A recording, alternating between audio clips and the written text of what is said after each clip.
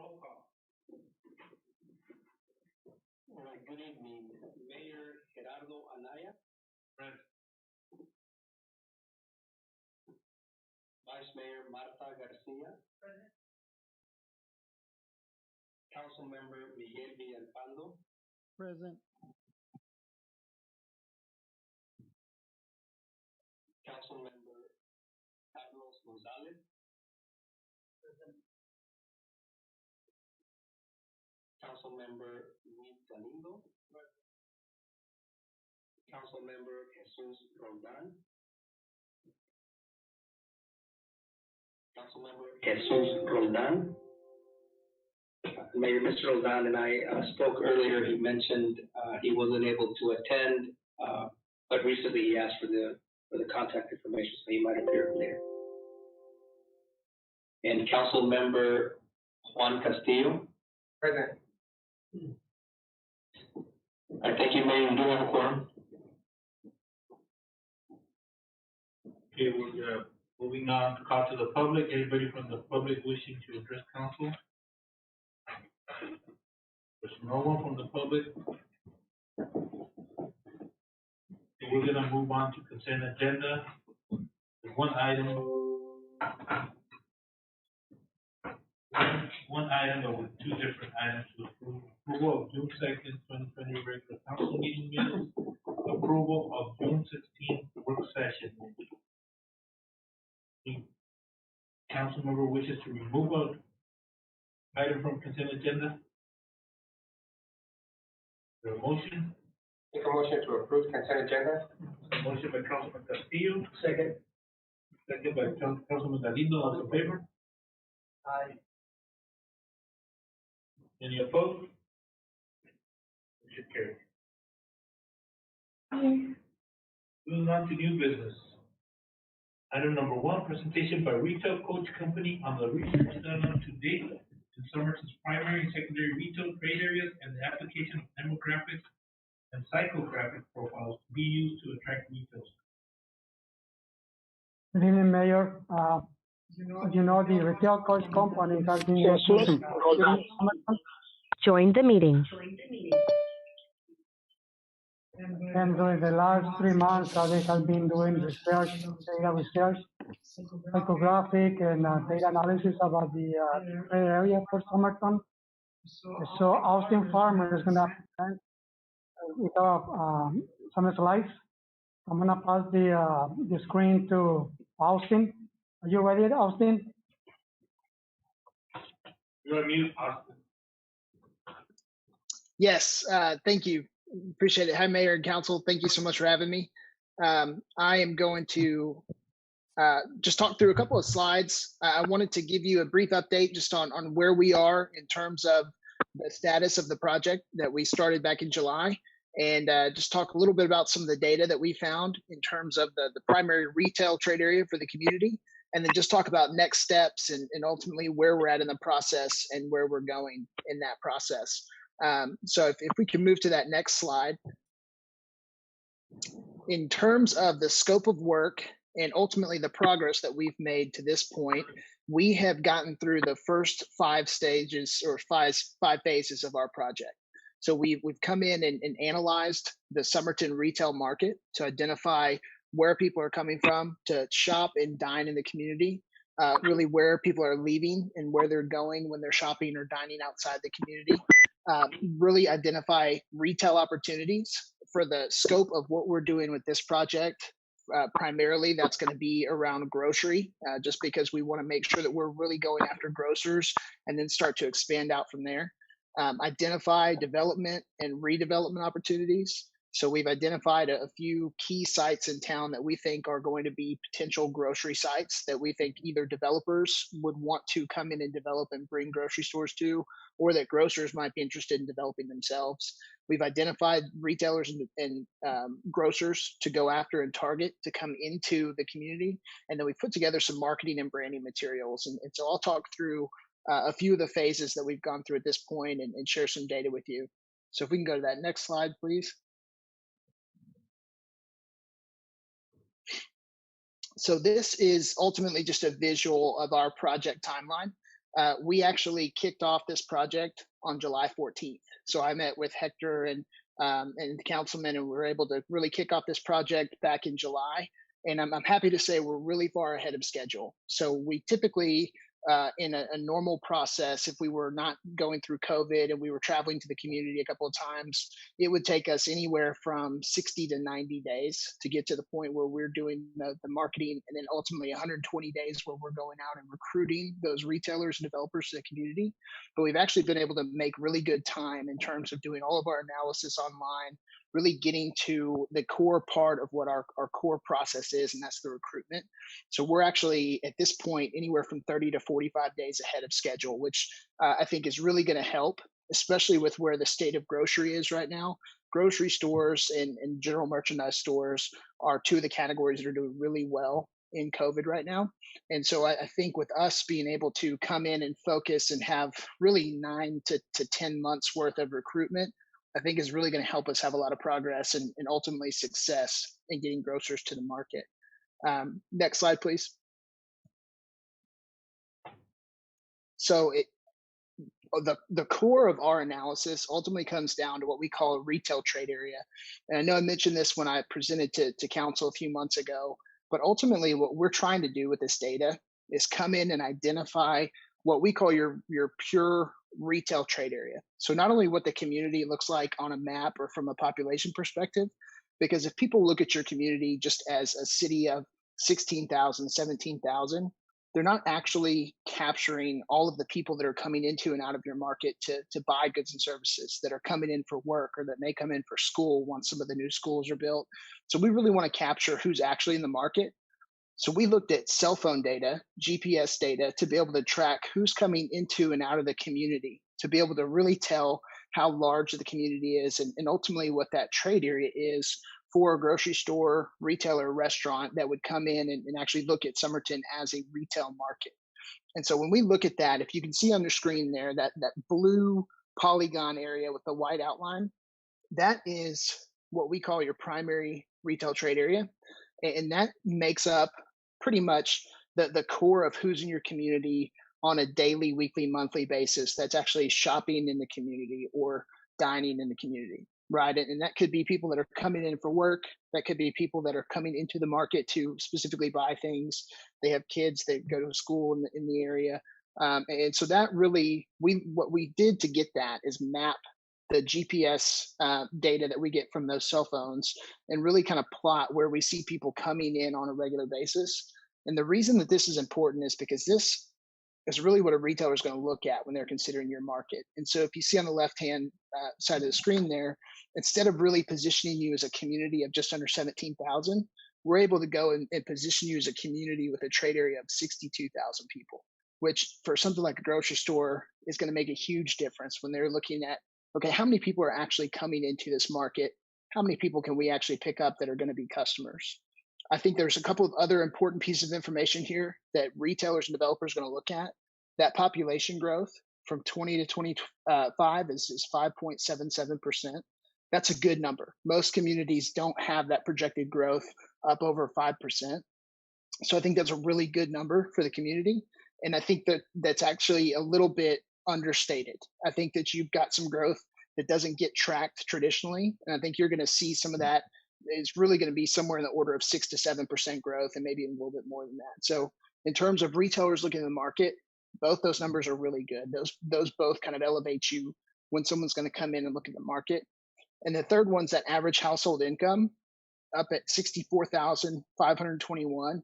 And that's a good number, especially for your community. If we looked at the community just in terms of city limits, your average household income is in the low to mid 50s. And so when we look at that retail trade area, it actually brings that average household income up into the mid 60s, which is a good number, especially for something like grocers. So when they look at the market, all of those numbers are going to give grocery stores and retailers and restaurants a good signal that this could be a potential community that they would want to be in.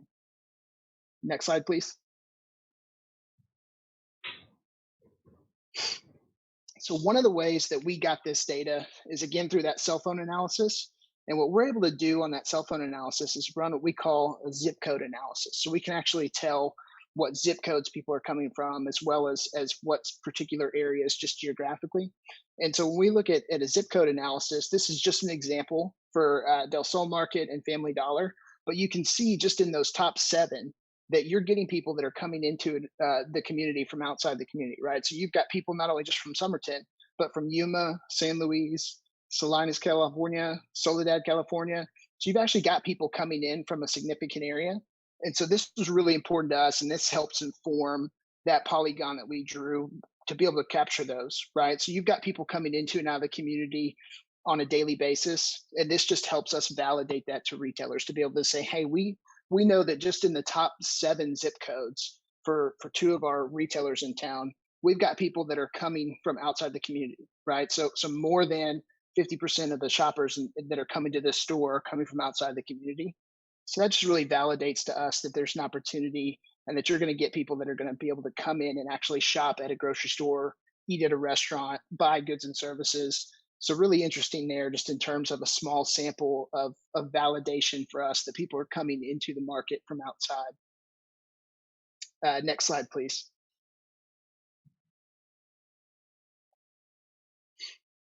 And I'm going quickly just for the sake of time because I want to get to questions at the end. But if anything catches your eye, please feel free to jump in and ask questions as we go.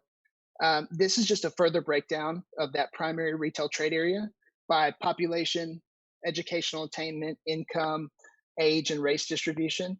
The way that I always describe this to communities is essentially retailers and developers come in and they look at this data almost diagnostically, like a doctor would. They're just basically trying to check the check boxes to say, okay, do we hit this number? Do we hit this number? How does the age distribution look? And ultimately, when I look at this for the trade area for the community, these numbers look good to me. They look better than I would have expected them to in certain categories. Certainly on the population, you're up over that 60,000 threshold, which I think opens the door to some retailers, grocers, restaurants that may not have looked at the market before if they weren't looking at the retail trade area and they were just looking at you as a city limit population. We talked about the incomes. I think the incomes look good, especially given the area. I think it helps in terms of being up over that 60,000 mark, not just like the population, but with that average household income that helps to push over that 60 and be in the mid 60s. And then in terms of age distribution, you have a relatively young community. So the median age being 29.81 years, and then the average age being 33. When retailers look at that age distribution, they want to see young families and children because that's typically where you see a lot of repeat purchases, right? So in a normal year when we don't have COVID-19 interrupting the back to school flow, you always have to buy children's clothing. You have to buy new shoes, new sporting equipment every year. So all of those numbers look really good in terms of what retailers and developers are going to look for just in that core data.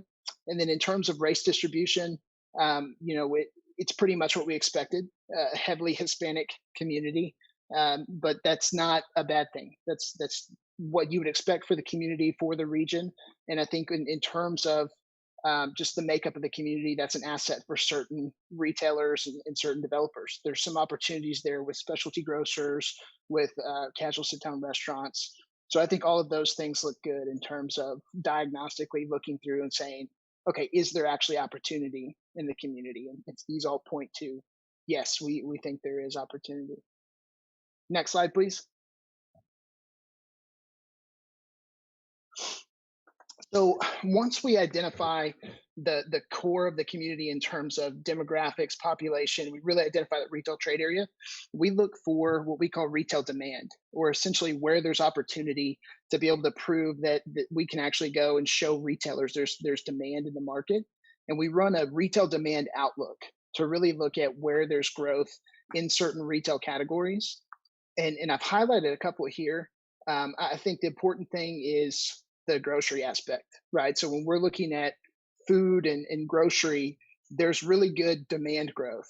And so when you look at that, it's hard to see on this screen. Can we jump to the next slide? I have a couple broken out on the next slide. So I highlighted a few different categories where we see some opportunity in terms of growth over the next 5 years. So if we look at grocery stores, for example, the 2020 demand for the primary retail trade area is 49,203,282, and that jumps when we look at 2025 demand. It's estimated to grow by 10 million, a little bit over $10 million, which puts it in a 4 to 5% annual compounded growth rate. So for us, when we're looking at this market and looking at the growth and really the consumer demand and the consumer spending, that's a really good sign for us to have 4% to 5% growth in those key categories for grocery stores, food service and drinking places. It drops a little bit, but full service restaurants and then clothing and accessories. Basically, what that tells us is that there is enough demand in the market that you can go out and actually support bringing in new businesses. So that helps us really identify, okay, are there opportunities for retailers in these categories that we're focused on? And from this perspective, in terms of looking at that demand, we think that there is. One thing to note about these numbers too is when we look at a demand opportunity analysis or a demand outlook for a market, we know that you're never going to capture 100% of the demand in that retail trade area because it's that larger area that encompasses that 62,000 population. We know that people go to Yuma, they're shopping and buying things in Yuma. There's habits that people have had where they've just always gone to Yuma. They're going to continue to go to Yuma for certain things. If you're on the north side of town, there's a 50-50 chance you're going to go to Yuma versus stay in town if there's something there. So this data set and these numbers are calculated at 85% of the demand for that retail trade area. So we're assuming that at its highest level that you could go in and capture 85% of that demand. So these numbers are really 85% of what's in that retail trade area. The reason we do that is just to be conservative, to make sure that we're not saying, hey, there's $20 million worth of demand when we know you're not going to capture that full $20 million. That's just how the market and how the economics work from a retail perspective. So all that to say, when we look at this with even conservative numbers, that points to there being a lot of opportunity for us. So $10 million in growth in that grocery store category is a good sign for us. And that's something that we can go and talk to these grocers and developers about. Next slide, please. Mayor, I have a question. Go ahead, Councilman Bielsa. Yes, how did you come up with those millions of dollars in possible sales or revenue? So it's based on an algorithm that has a formula based on the specific retail trade area and based on actual spending habits from consumers in the retail trade area. So basically with the average household income and the average spending per year in each of those retail categories, we're able to put together a formula that anticipates how much that growth is going to be. So we use a couple of different data sources. One of the primary sources we use is a group called Esri that a lot of national and international retailers use. And we essentially use the primary trade area, that custom area that we draw, and then we run a demand analysis within that and make sure that it's calculated to the local data to make sure that it matches the spending patterns and the spending growth of local citizens. And then that gives us this number. It's all formula based in terms of your specific retail trade area. Okay. And so do you happen to know what size the market has to be for like a major grocery store to come in? Let's take, for example, somebody like Fry's or Safeway or anybody like that? Sure. So it typically depends. Most of those stores, if the spacing works, which I do believe it works in Somerton, and if the market is strong enough, they'll typically look at anything over $3 to $5 million in growth, just depending on square footage size, depending on existing market, who's there right now, what the competitive landscape looks like. So it really kind of depends on each of the different categories and each of the retailers. But from a grocery perspective, 10 million in growth over the next 5 years is definitely enough to get the interest of some of those grocery stores. It's a little bit smaller than they would typically see in some other markets, just because the way that you're spaced in between the two communities and kind of where those lines are. But it is enough for them to look at it and say, okay, there's enough opportunity for us to look at this market and consider it seriously. Okay. Thank you. You're welcome.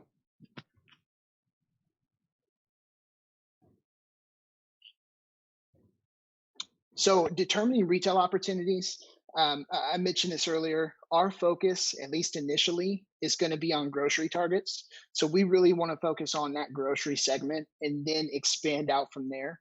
I think one of the benefits that we have of being so far ahead of schedule at this point is that we do have that full 9 to 10 months of recruitment that we're going to be able to initially get feedback from a lot of these grocery targets and be able to start to kind of weed out the ones that don't see interest there. And that'll leave us with a few that I think are going to be interested in the market.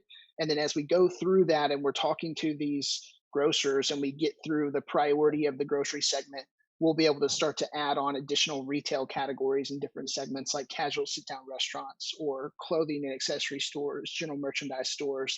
But initially, we're going to focus on grocery targets. And the way that we're doing that is we're kind of taking a phased approach. So we're starting with local retail targets. So people that are already in the region and then in the state. So who's active, who has supply chains that are already in the area, your Albertsons, IGA is already in the market, but Fry's, any of those that are already local to the market.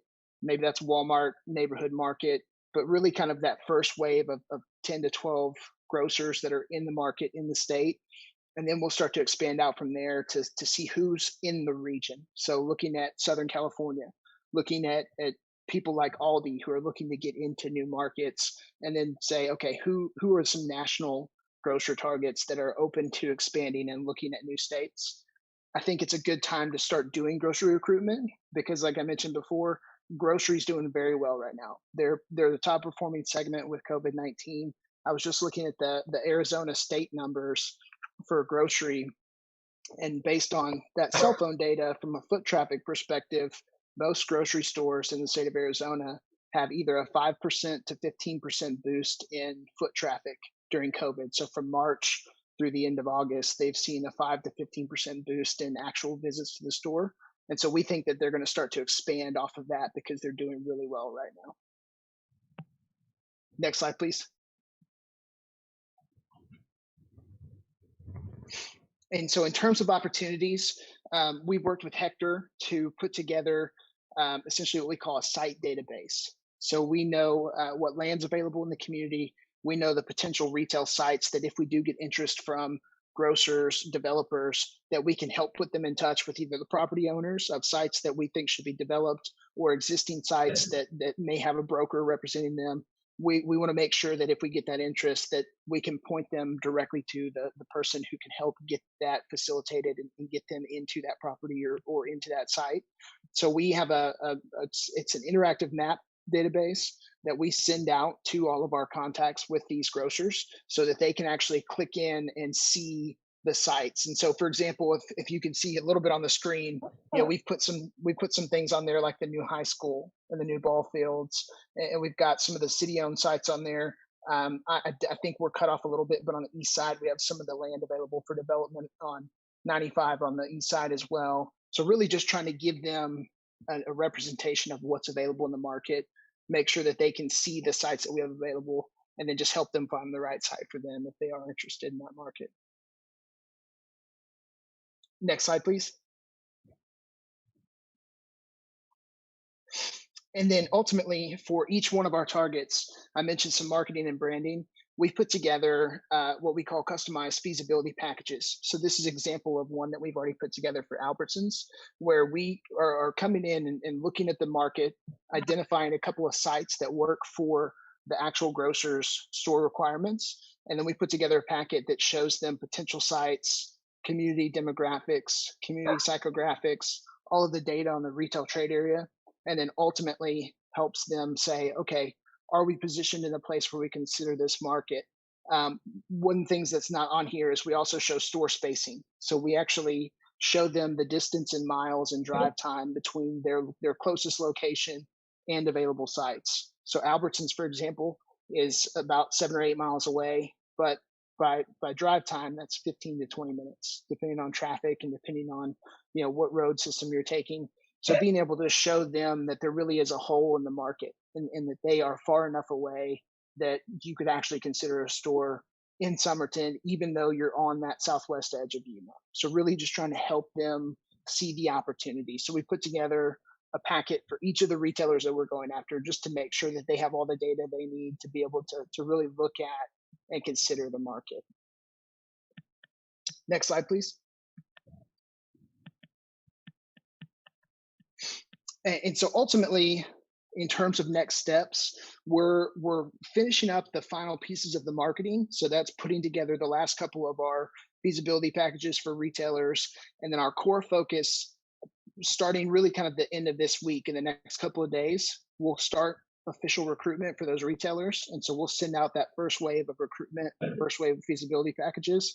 And then here until the end of our contract, which I believe is next June or next July, somewhere in that time frame, we're focused specifically on recruitment, and then actually helping Hector and go out and whether it's go to attend conferences, whether it's to be on call for him if he needs us to put together some custom information.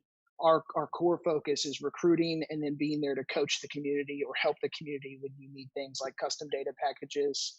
We'll set up meetings if we're able to get back to a point where the economic development conferences we attend every year are in person. We'll go on the city's behalf, and we'll set up meetings and have meetings on the city's behalf. If those are digital, we'll set up Zoom calls and loop Hector in and make sure that we're out there acting as an extension of the city staff. And again, that's through the end of our initial 12-month period. So we're right at the point of starting that recruitment, and that will be our sole focus from here on out.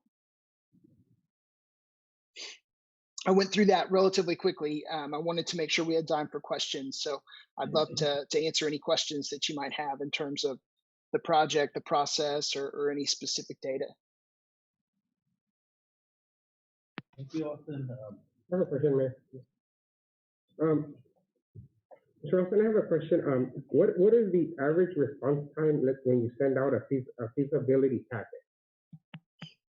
I didn't quite hear that. Can you say that again?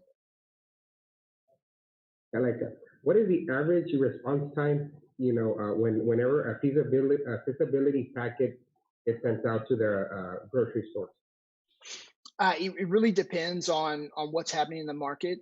We've actually had a lot quicker response rates than we have in the past, because most real estate teams and corporate real estate teams are in-house now, and they're not traveling and going to visit sites. So in the past, it's typically taken anywhere from 3 to 4 weeks. We're at a point right now where that feedback cycle is anywhere from 1 to 3 weeks. Of having actual really good feedback from either a real estate department or a broker that represents those retailers or grocery stores.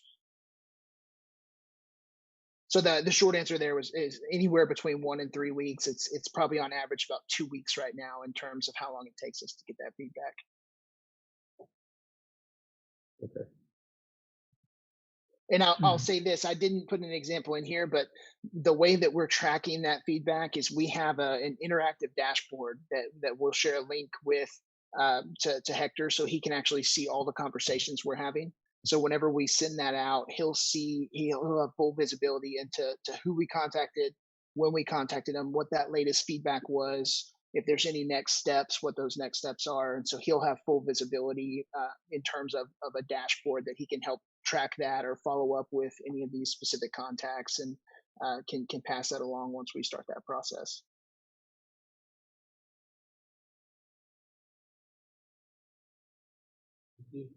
Vice Mayor? Will you also be looking into not just the big chains, Albertsons and Walmart, because we've tried before, so there's smaller chains.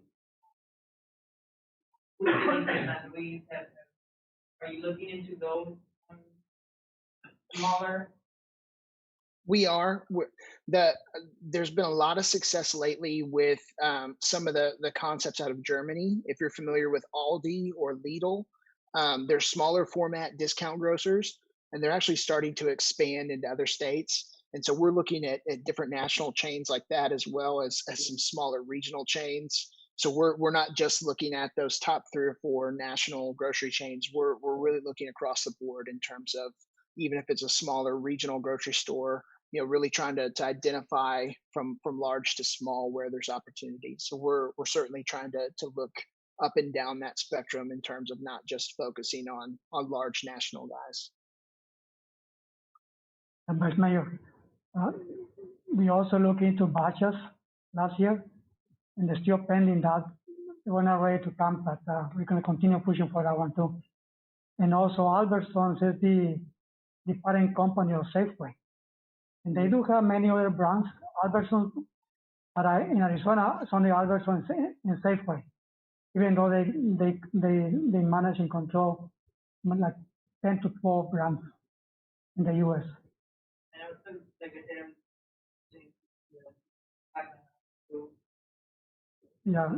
Yeah, we talked to Karen too, but it's a new push now. Yep, absolutely. And so we're looking at all those different chains. Austin,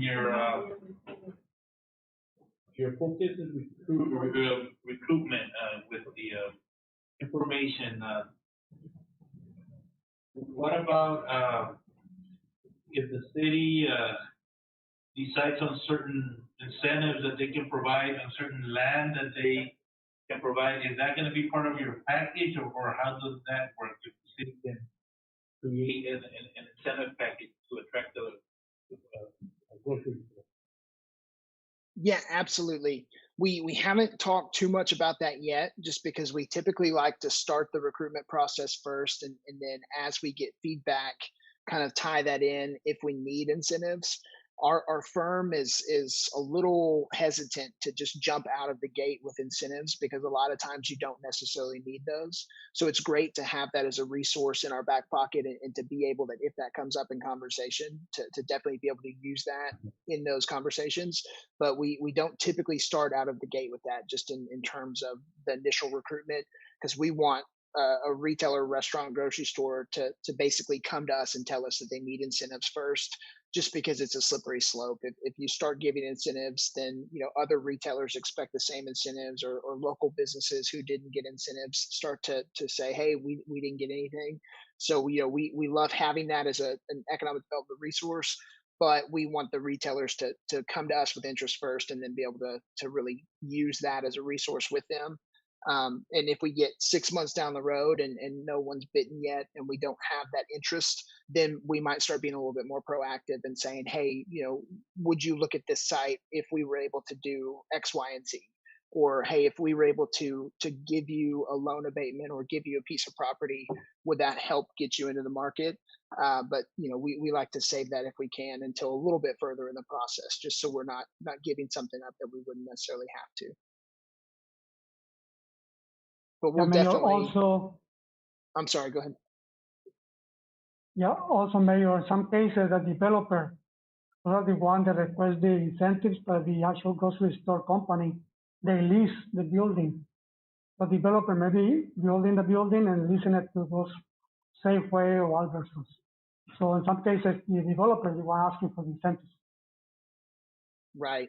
And we're doing a lot of that right now with public-private partnerships, where we're working with developers and cities where a city owns a property, and they actually, in essence, hire the developer to come in, or they'll give land to the developer. And so we actually have a lot of experience in that recently. So we'll make recommendations to the city as well, and say, hey, if this property is available, here's what we might think makes sense in terms of a public-private partnership with a developer who can bring a grocery store in, and we'll help kind of put some structure around some of those incentives as well, and make some recommendations based off of what we've seen in other markets.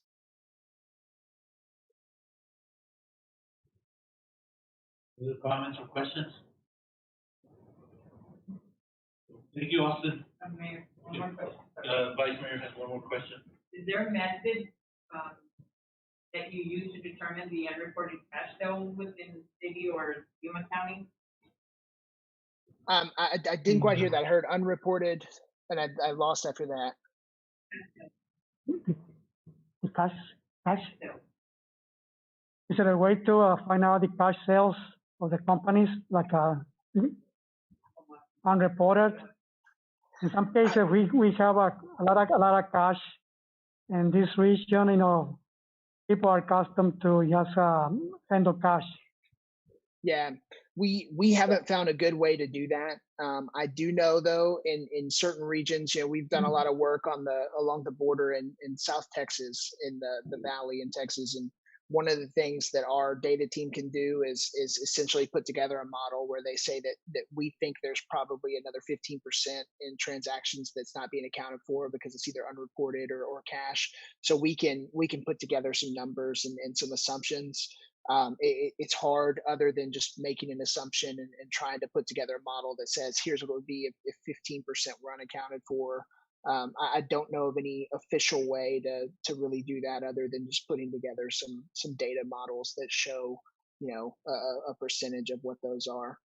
That typically does work though. Most of the time, the retailers that are active in these regions, they understand that, they see that in terms of just being in the market. So typically data models work, but I'm not familiar with anything other than really just putting some assumptions and data models together. We do also have some data models with just drive times and different demographics that dip down across the border into Mexico. And so for certain retailers that would have a little bit larger draw, we would actually use some of that data with them as well to be able to show that, hey, you're going to have an additional piece of this market that's going to be coming from Mexico. We try not to use that unless we really have to, just because the data is from 3 to 4 different sources, and so it's really hard to validate a lot of that data. But we do have a lot of that as well in terms of just demographics and population size that we can put together with some of those assumptions as well. Did that answer your question? Yeah. Okay. Yes. Thank you. Any other questions, comments? Thank you. Thank you, Mayor. Thank you, Mayor. Thank Yeah, you, thank you, also. Mayor. Thanks, Mayor. Thanks, Council. Appreciate your time. Item number 2, discussion possible action for the lowest responsible bidder for the Cesar Chavez Avenue reconstruction and traffic signal project.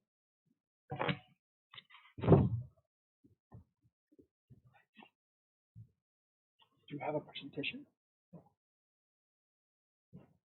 Mayor and Council, good evening. The item before you is discussion and possible consideration to award the lowest responsible bidder for the Cesar Chavez Avenue street reconstruction and traffic signal project.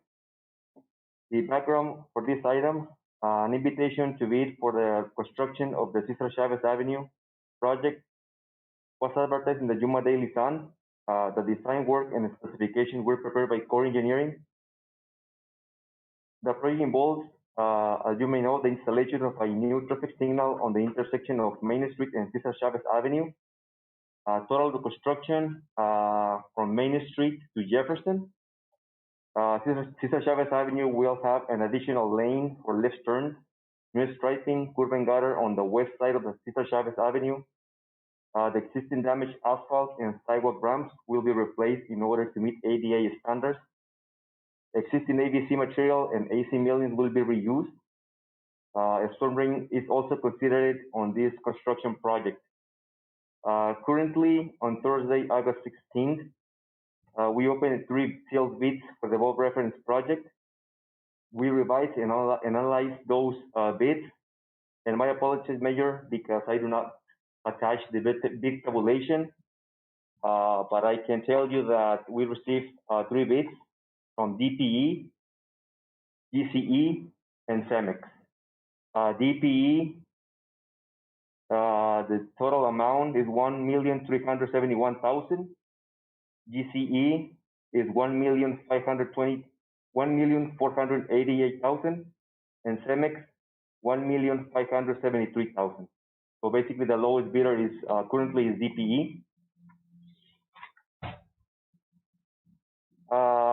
DPE with a base bid amount of $1,371,086.50.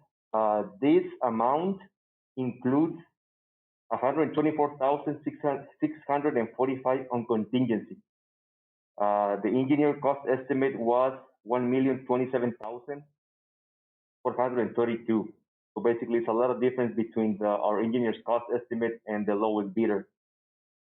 Staff, we should receive $852,000 from the Arizona Department of Transportation, and we have allocated $362,277 in city transportation impact fees.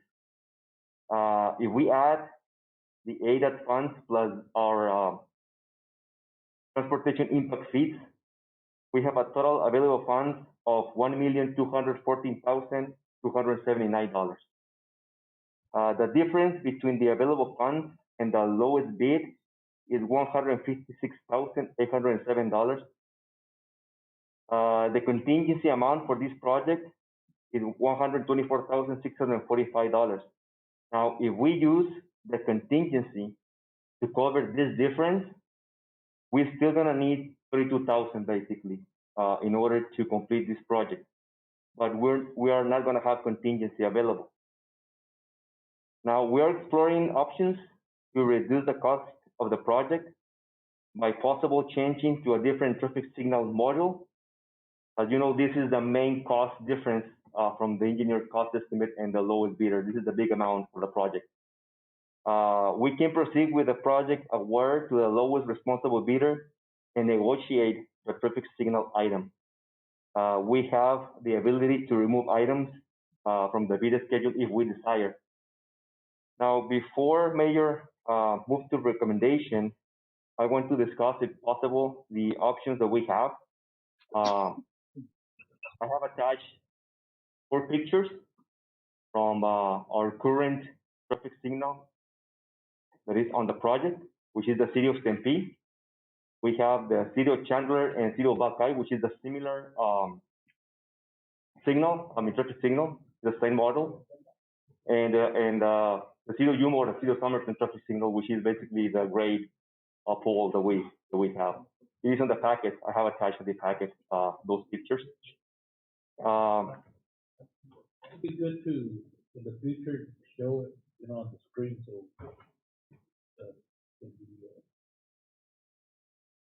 Okay. I can try to do it right now with Luis if possible. Just one. Okay.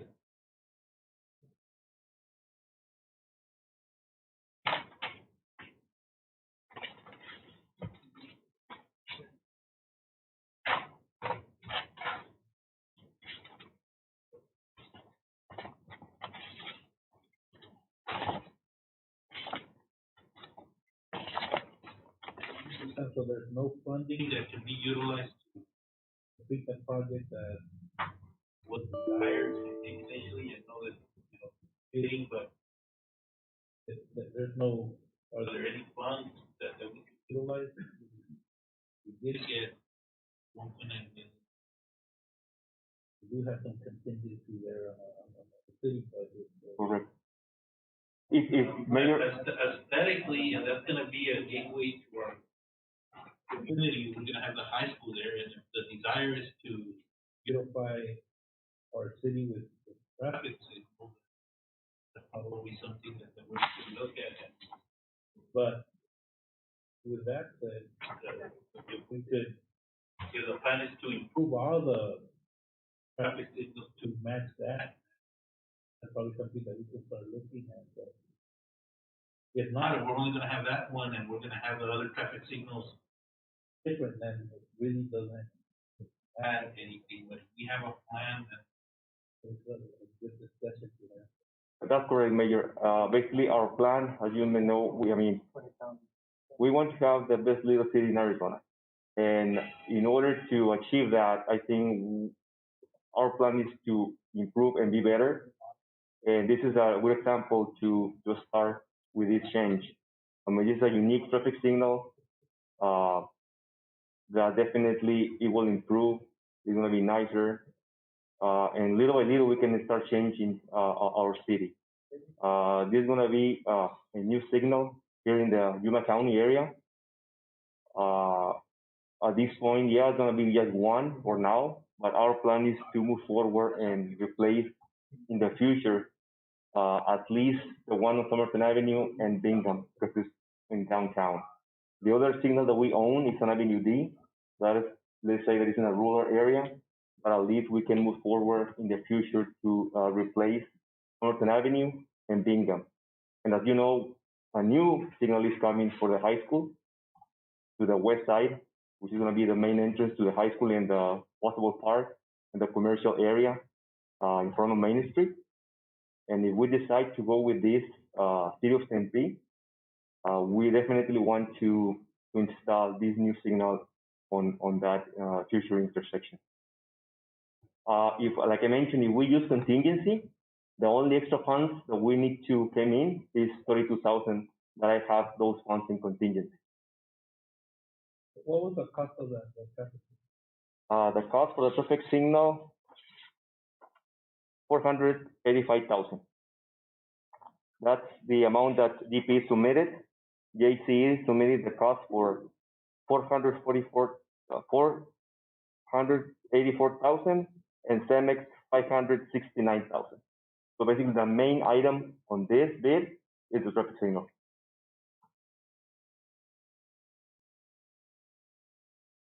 That there, that picture, mayor and council, is the city of Chandler.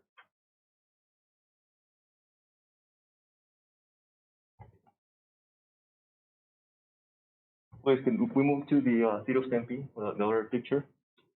That is the light that we have currently on Bingham and Main Street.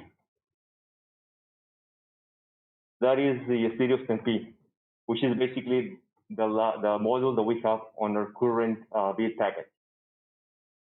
This is basically the light what we want to install. Sam, did you talk about the depth and being able to dry the ground? Well, one of the big items, according to the bidders, is the foundation. Looks like about 13 feet deep of each pole, each foundation. So we definitely gonna probably encounter water table and deep watering for this. So this cost includes that item. It's covered by the bid. So that's FYI. Mayor, also, as part of city planning, we also put that item in the new design for Tempe and Goodyear in the general plan 2020 that Carlos was working on. So we're trying to make an example for future traffic signals intersections. So we get it like this, it will be continued for the next 20 years. It will be our standard. Yes, For the development, we have to install that. yes. At least on Main Street. So that was there discussed, identify a funding source, if we were to fully fund this project, or the proposal is to change the traffic signal back to a regular signal and try to find additional funds, or how? Mayor, if you decide, we can move forward to award the bid to DPE. Use contingency to go towards this project, and the only difference will be 32,000 that I can use from my contingency, from my first contingency, so the project can be funded. Do we use all the impact fees on? Yes, Mayor. All the impact fee will be used on this project.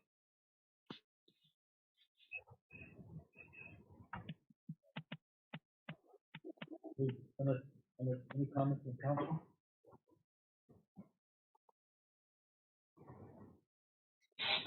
I have one, Mayor.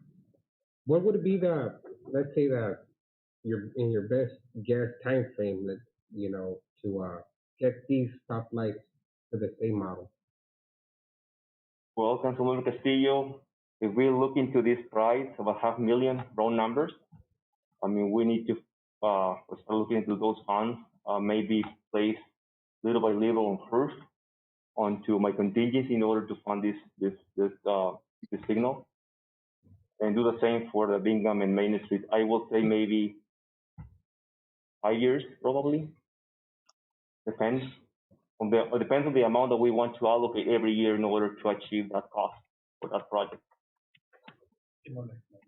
Or, well, depends. I mean, if like I said, for example, I have in my budget 100,000 for Somerton Avenue pavement preservation. Let's say that for next year we don't do it. By next 2 years we allocate 100,000. So by year we can allocate 100,000, and it's going to be probably between 6 and 7 years, maybe. Or we can get grocery stores to come in and we'll get more. More development, more money there's gonna be. Retail. More development, more money for my input fees as well. Transportation. Mayor, also, the way it was done in Tempe, downtown Tempe doesn't have that kind of style.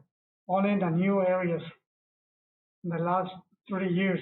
But in downtown, what they did, they just modified the aesthetics of the traffic signals.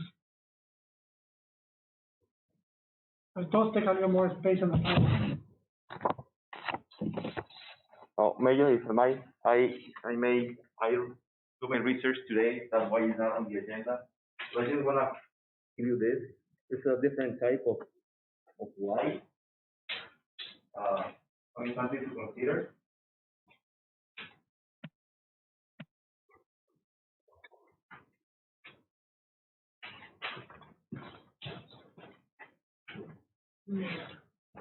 Is there any room for negotiation? For this light that is on the package, no. But for actually the Chandler and Buckeye, which is the issue that I show, is basically the same price. So there's no word to negotiate because it's the same price. On that one that I just give it to you, it's about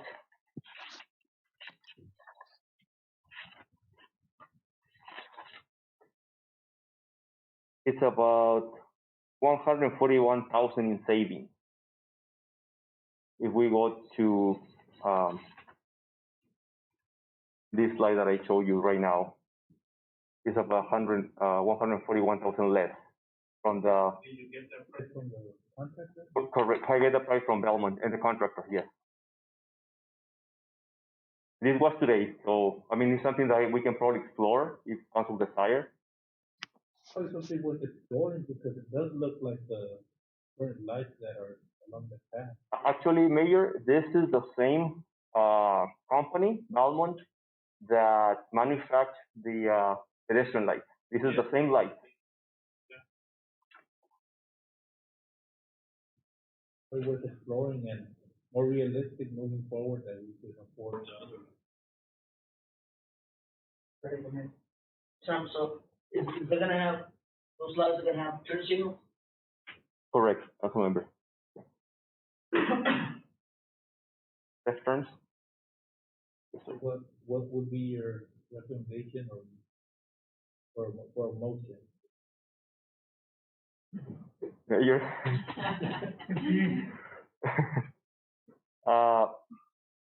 Honestly, I really like that City of St. Pete is a unique light, but this is also different, a unique that nobody in the county has it right now. Realistically, I will move forward with this because we have more ability to replace in a normal time Somerton Avenue and Bingham, and then we can afford the new traffic signal for the future high school.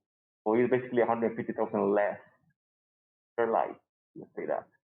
100,000 to replace that. At least in my end, I do agree with you.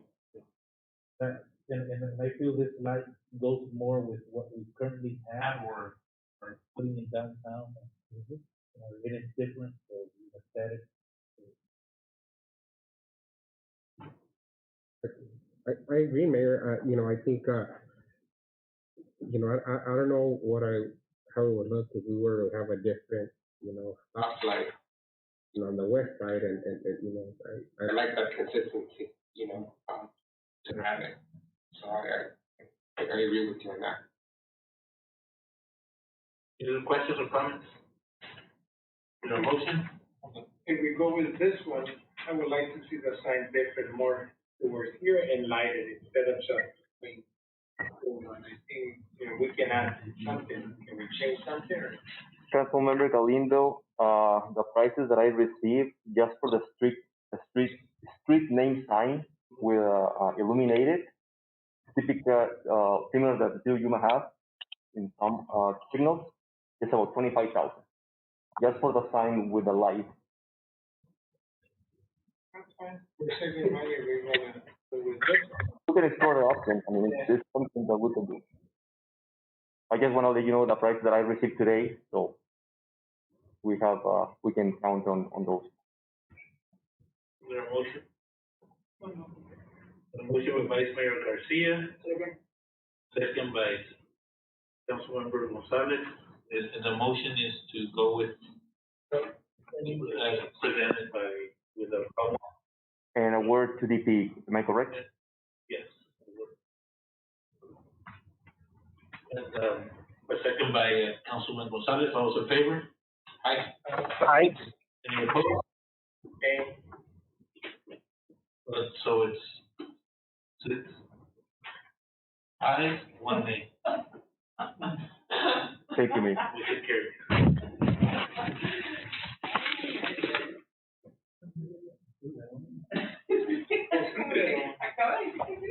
O sí, pero no me convence.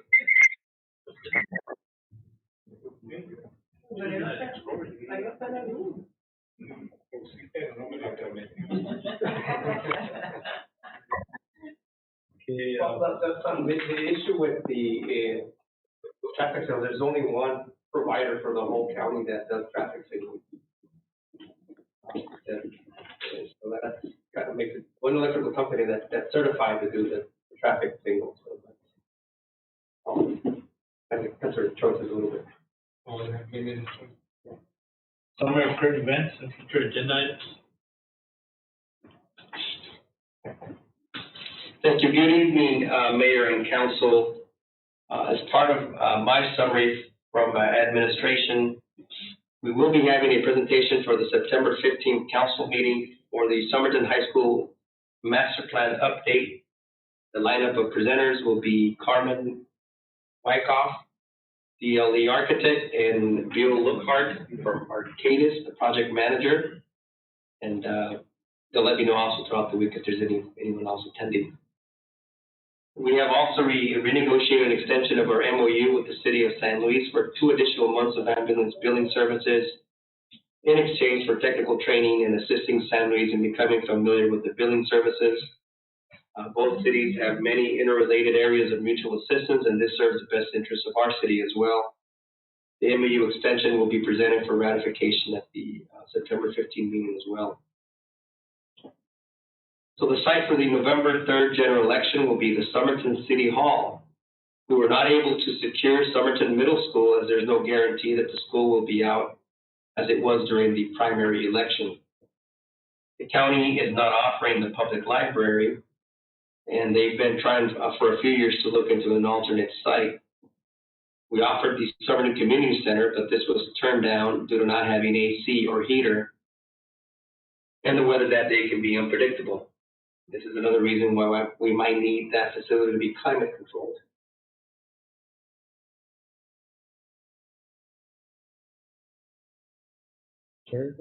So we also thought of the public safety building, but there's just not enough parking. Space is limited inside, and the front door is not ADA compliant. It's not automatic.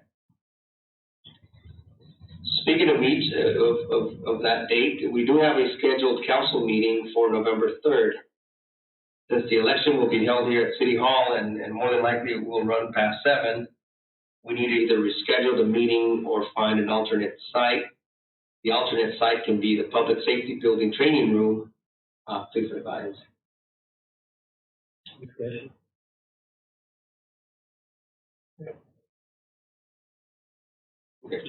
To Monday. You want to have it at the Monday before the election? Yeah. Or the Wednesday after the election? No, Monday before. It's not heavy traffic until the COVID. Okay, that sounds good. We'll draft a sample resolution to continue to move that meeting, and we can you can entertain it at the next council meeting. Carmen from the Community Development Director states that the census drive-up event was very successful last Friday. Self-respond percentages went from 38.4% on Friday to 40.2% on Monday. Thank you to all volunteers and city staff who worked very hard before and during this event to make this happen. Last day to submit the census questionnaire is September 30th. Planning and Zoning Commission will meet on September 21st at 6 p.m. to review several requests. Among the items scheduled on the agenda is the rezoning and minor amendment to the general plan for the parcels where the future high school and the future elementary school will be located. Full agenda will be posted on the city's website. It will be prior to the meeting, and the meeting will be streamed live in the city's YouTube channel. The city is still accepting letters of interest to fill 2 vacant seats in the Planning and Zoning Commission, plus 2 additional terms that have expired in August of 2020. Also, there are 2 vacant seats in the Residential and Commercial Advisory and Appeals Board, for which letters of interest are being accepted. We invite Somerton residents to be involved in the city's activities by volunteering in these commissions and board. For more information on the positions, please contact the Community Development Department. Can we post that on the website? Maybe you have a video or something if we're interested.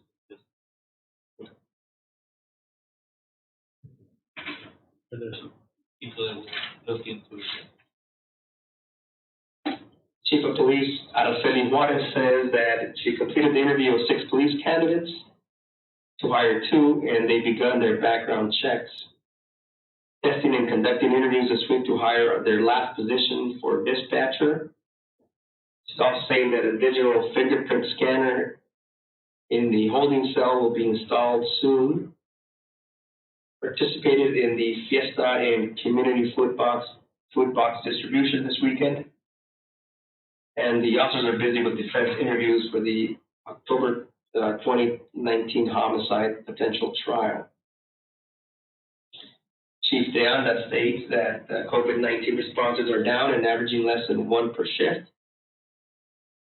We are reviewing our mutual aid agreements with Yuma Fire Department and San Luis Fire Department. Previous mutual aid agreements are more than 20 years old. They're looking into an invitation from Rural Metro Fire to join them in their contract with FEMA for disaster responses. These contracts pay an average of $199 per hour. The minimum deployments are 72 hours or approximately $13,680. This could create an additional revenue stream for the general fund while allowing their personnel to earn more income. Making arrangements for the ambulance building transition with San Luis. Cheryl and Mallory will have the San Luis personnel sit and observe while they go about our unique processes. Hector Tapia, Economic Development Director. He's here, but I'll read his part. A Local First Arizona micro grant. On Thursday, August 27, 2020, the website was ready and started receiving micro grant applications in English and Spanish. As of Tuesday, September 1st, 2020, 25 applications have been received, 16 in English and 9 in Spanish. There's been 115 visits to the webpage in English and 36 visits to the webpage in Spanish as of last Monday. Sales tax revenues for fiscal year 2019-2020. Sales tax revenues continued steady during the last 5 months, having a 7.5% increase over the previous fiscal year. In addition, as part of a new state law, all online purchases that pay sales tax are now classified as, quote, marketplace facilitated or remote retail sales, end quote. This sales tax collection started on October 2019. For example, the city received $100,955 by the end of June 2020, just due to that change in law. Finance Director Zerina Diego says that she's working on the year-end closing entries, working on a plan for past due accounts with Public Works, working on her WIFA loan agenda items and loan agreements, working with Public Works on equipment purchase, and reviewing the landscape RFP and provided input to Parks and Rec. Sam Palacios, Public Works Director. Water tank rehabilitation project. Contractor completed the new metal floor for the tank and a vacuum test was performed and it passed. Contractor started installing the new rafters for the roof. Public Works equipment purchase. The street sweeper, dump truck, and the side loader garbage truck. Staff will piggyback the state contract for the street sweeper and the dump truck For the side loader garbage truck, we will piggyback the HGAC, which stands for Houston Galveston Area Council of Governments contract, which is the same that the city of Yuma used on their garbage truck purchase. We also are members of that consortium. And our plan is to acquire the same truck as the city of Yuma. Staff has received the quotes and is preparing all contracts and proper information that we anticipate this to be available to September 15 for council action. The annual cleanup program. Due to COVID-19, we will not have the assistance of the Yuma correction inmates. We depend on the assistance of the inmates due to having short staff. Most of the time, we have at least 10 inmates assisting us during the cleanup. Staff will explore options on how to provide this service to our residents. So that's going to be a hit to our funds if we don't have that contract work available, Mayor and Council. And Mayor and Council, that completes the individual department summary for events. Councilman Roldan? Mayor, I have the opportunity to help Vice Mayor Garcia at the on Sunday, giving out food to several people, and it was nice to serve that and also help.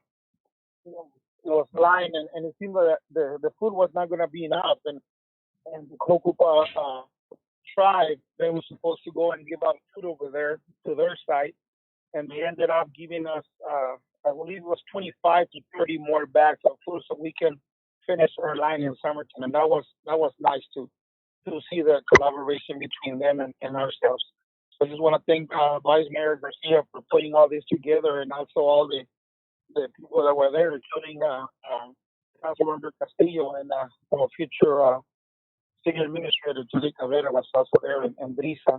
So I think it was a nice thing, It was the first time of hopefully of many things that we're going to be doing, helping out for our citizens. That's it, Mayor. Thank you. Councilman Villalpando? I don't have anything, thank you. Councilman Gonzalez?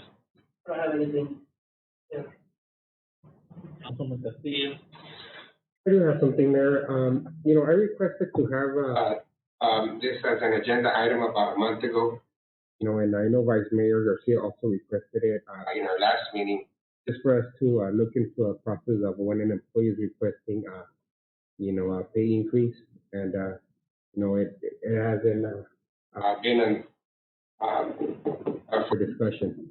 So Let me respond to that. Basically, one of the other requests by the mayor is to also do an analysis on the differences in benefits with fire personnel across different departments. So we're thinking of a work session that's probably going to work best to address both of those issues. So if we can get a work session date down for mayor and council, we can prepare to present the line.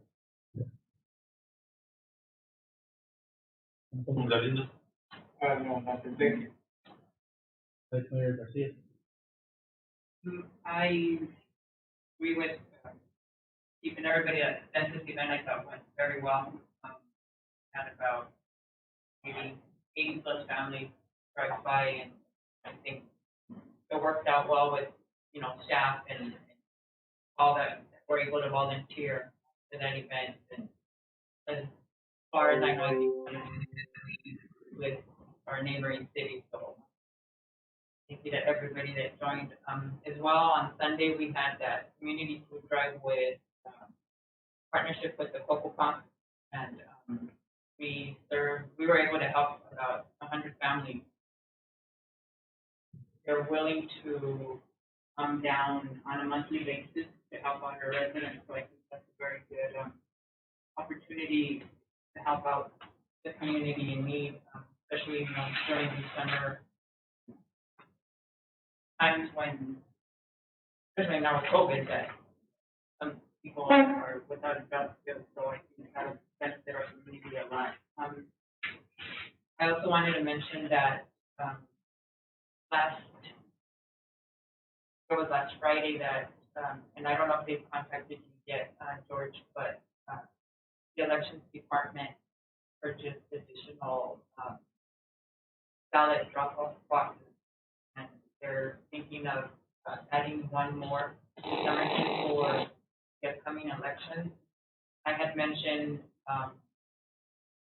out here at City Hall because there was, we had cameras and it's, safer area. I haven't gotten a response yet. He asked me to email, Robin asked me to email her, but I haven't yet. But they are adding one more in Somerton. And just a question, I know that we took out the trash bins at the gym. We have a plan to put it back there, how long? My recollection of removing those, at least during this time, is that we have our facilities closed and we have limited trash being dumped into them. Is we removed it because people were just throwing things that were supposed to go there, mattresses and wood and construction items. And so it was decided let's take them away because we can carry the trash to those other places. But I guess I would have to go with our reopening plan. Whenever we reopen, we'll put the dumpsters back in there, and hopefully maybe we could monitor them better so that the community doesn't dump items that shouldn't be dumped there. Today, with Cultural Rec Director Jesus Mesa, we met with some of the skating community. They have been requesting a park, and Jesus had some conceptual designs. So it was a good conversation with what amenities were desired. So it was probably like 3 or 4 kids that showed up, and they had some good suggestions. They different than what the Park Service staff had thought of what they do, which is good to get them engaged because they're the end users and they're the ones that are going to be using it. So it was a good meeting. Also, want to thank the Census Fiesta volunteers and staff too for showing up. It was a great event, and also especially SMTN News, and also board member Nenas and Netas. She was involved, and it was just a text I sent SMTN News at Metro, and it was just getting together in a room and brainstorming and just doing something different. And I thought that was good, but we're still below other cities where we are. There was no way to go but up because we were so down. So our percentages have been high, but that's misleading because we're still below Yuma and San Luis. So if you can just whoever's in charge of those census, and maybe start thinking of different ways to bring more participation. This was a good thing, but we're not going to be giving out stuff every time for people to type the census, so we can come up with more creative things to do. The raffles every Friday, they're becoming monotonous. They're really effective? Probably not, because we're below the city. So we just feel free to change it up and let's have some creativity. We need to get this. Is very important. Find out what other cities are doing too. Yeah, we had our meeting, and I don't know how, but Right. it was the same. But other cities did the same type of event. So. And also, future city manager or city manager now. So yeah, everybody. It was a great event. And those council members were there. Vice Mayor. That's it? I thought we were gonna have a record meeting. No. 8:15, meeting's adjourned. Well, a quick meeting. Yeah, that's still good. Okay.